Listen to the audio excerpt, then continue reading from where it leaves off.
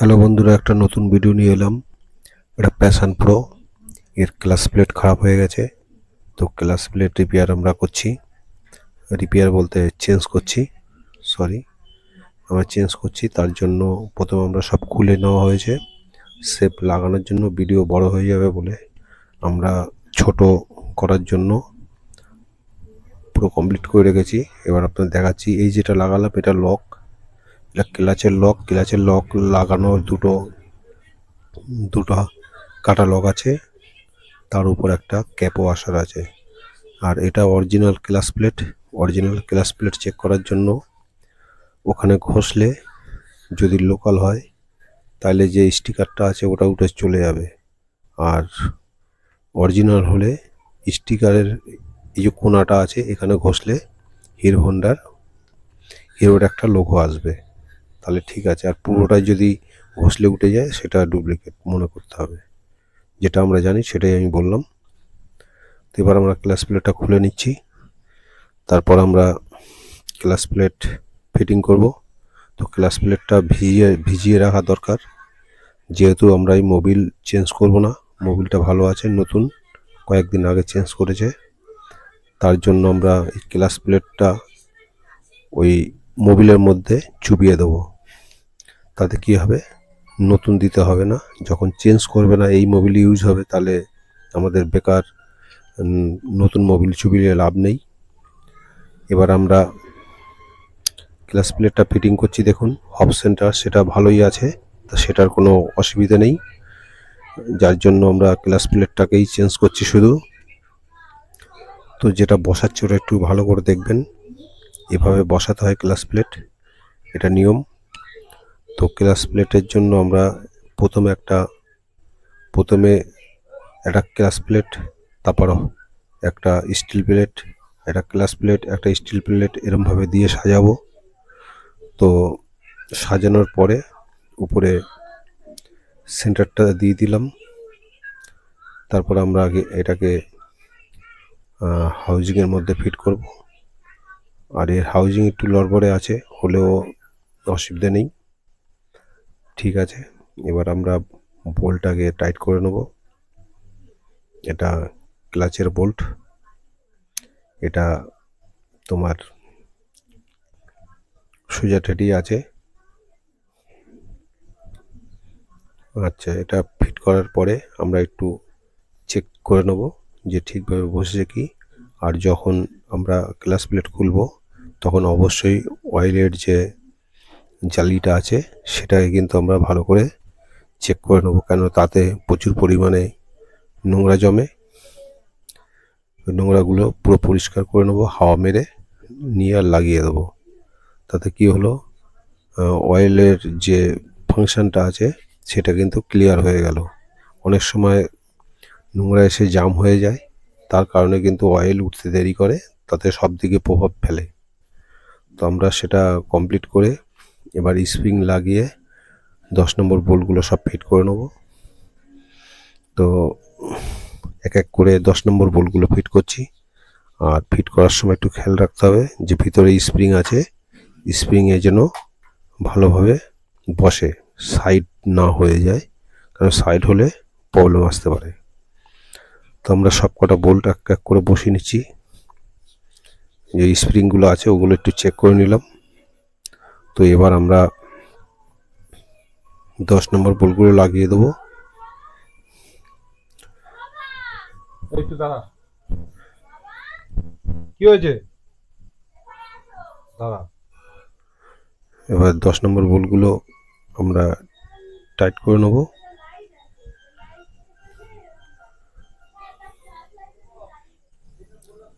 এটা টাইট করলে আমাদের ক্লাচের সাইডটা কমপ্লিট হয়ে যাবে।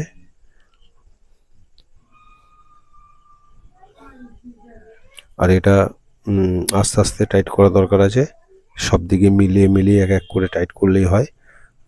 প্রথমে দুটো নাট আপ ডাউন, সেটাকে আস্তে আস্তে করে টাইট করে নিলে সেন্টারটা হয়ে যায় ভালো, তাতে অসুবিধা হয় না। এবার লাস্টে আমরা ফুল টাইট করে দেখে নেব যে টাইট ঠিক আছে কি না। কম টাইট দেওয়া যাবে না, তাহলে নাট খুলে যেতে পারে। আর বেশি টাইট দিলে আবার নাট কেটে যেতে পারে, কারণ নাট কাটা কেস অনেক এসছে, তাই আপনাদের বলছি। এরপর আমরা বেয়ারিংটাকে ফিট করে নেব। ফিট করে নেওয়ার পরে এবার এটা কিন্তু অয়েলের বাটি, এটা অয়েলের বাটি, এটার মধ্যে অয়েল জমা হয়, সেটা ক্লাস প্লেটে লেগে থাকে। তার জন্য আমরা তো ওইটায় অয়েল জমে থেকে ওইটার মধ্যে দিয়ে সব একটুখানি সাপ্লাই করে। এটার মধ্যে মোবিল জমা হয়ে থাকে আর ক্লাচটাকে ভিজিয়ে রাখে, কারণ এর ক্লাচের মধ্যে দিয়ে কোনো রকম ক্লাচ শ্যাফটের মধ্যে দিয়ে কোনো রকম মোবিল আসে না, যার কারণে এই বাটিটা দেওয়া, বাটিটার মোবিল থাকে, সেটায় ক্লাচ ভিজে থাকে। এটা ফুল টাইট করে নেওয়ার পরে আমরা দ্বিতীয় কাজ করব। আগে এটা আমাদের কমপ্লিট হোক। এবার ব্যালেন্সটাও লাগিয়ে দিচ্ছি, এবার চেকনেটটাও লাগিয়ে দেবো। একটা ওয়াশার থাকবে, ওয়াশার দিয়ে একটা বা দুটো ওয়াশার দিয়ে চেকনেটটাকে টাইট করব। চেকনেট টাইট হয়ে গেল। এবার আমাদের এই যে অয়েল সিলটা আছে, অয়েল সিলটা কিন্তু চেক করে নিতে হবে যাতে ফেটে না যায় বা কোনো রকম অসুবিধে না হয়। একটুখানি চেক করে নিতে হবে। তারপর স্ক্রুগুলো একটা বসিয়ে তারপর আস্তে আস্তে গুলো সব বসিয়ে দিতে হবে, যাতে স্ক্রুগুলো ঢিলে না হয়। এবার আমরা স্ক্রুগুলো টাইট করব এক এক করে।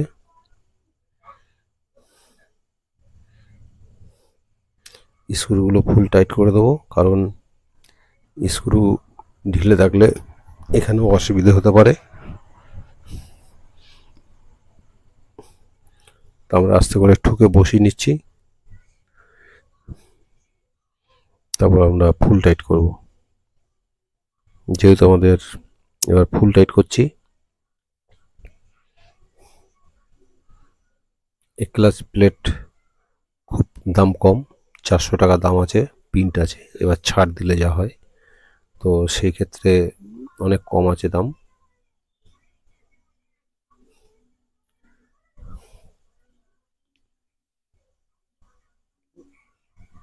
মোটামুটি আমরা সব স্ক্রুগুলো টাইট করে নিচ্ছি।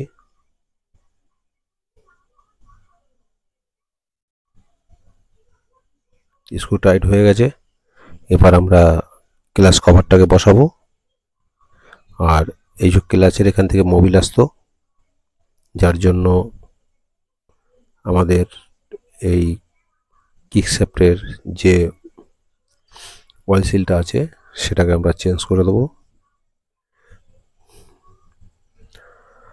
এবার প্যাকিংটা আগে, যেহেতু এপারে ডুয়েল পিনটা এপারে বসানো আছে, তার জন্য আমরা এপারেই বসিয়ে নিচ্ছি, কারণ ওপারে বসলে গিরিশ বা গ্রিজ দিয়ে লাগানো দরকার ছিল। যেহেতু আমাদের ডুয়েল পিন আছে এপারে, তাই এপারটায় আমরা বসিয়ে ক্লাচ প্যাকিংটাকে বসিয়ে ফিট করছি। এবার আস্তে আস্তে করে বসিয়ে দিলেই আমাদের ক্লাচ কভারটা কিন্তু বসে যাবে, কেন এই শ্যাফটের গোড়ায় নোংরা জমে, যার কারণে কিন্তু হালকা টাইট হয়। সেটাকে আস্তে আস্তে করে ঢুকিয়ে দিতে হবে।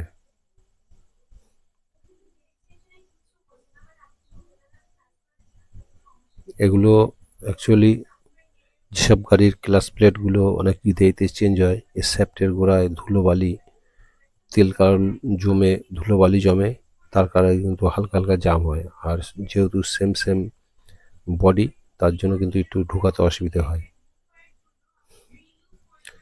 এবার আমরা বসিয়ে নিলাম। এবার ক্লাচটাকে একবার চেক করে নিচ্ছি যে ক্লাচ প্লেট ঠিক আছে কিনা বসানো, সবই ঠিক আছে। এবার আমরা বোল্টগুলো সব ফিটিং করব।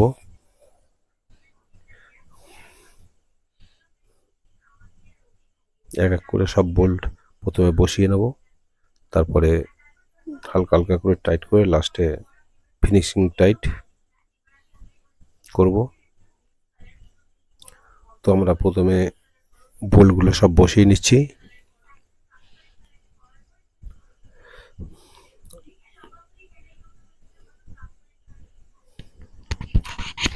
সব বোল্ট বসানো হয়ে গেছে। এবার আমরা টাইট করব। টাইট করছি এক এক করে।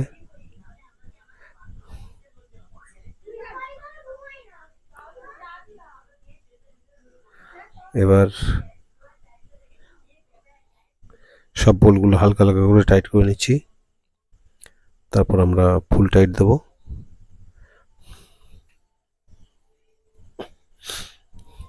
কারণ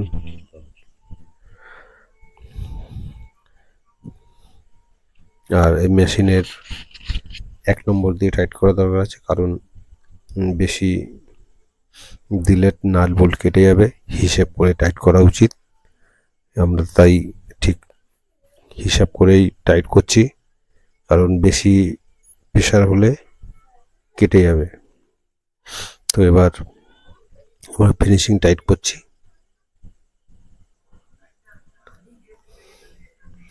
এবার আমাদের মোটামুটি কাজ কমপ্লিট হয়ে গেছে।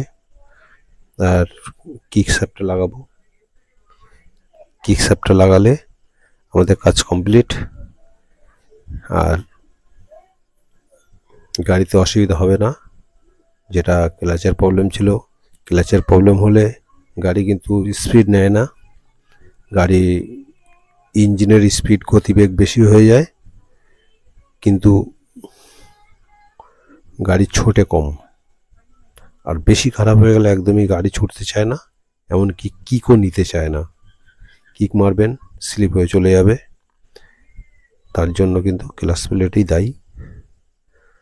তো আমরা পাদানিটা বসিয়ে নিলাম। এবার কিকটাকে বসাচ্ছি। তারপর আমাদের সাইলেন্সার, তারপর সাইড প্যানেল, এগুলো সব লাগিয়ে কমপ্লিট করতে হবে। তা সেগুলো আর পুরো দেখাচ্ছি না, ওগুলো বাইরের কাজ, যেহেতু আমাদের সেটার দরকার পড়ে না।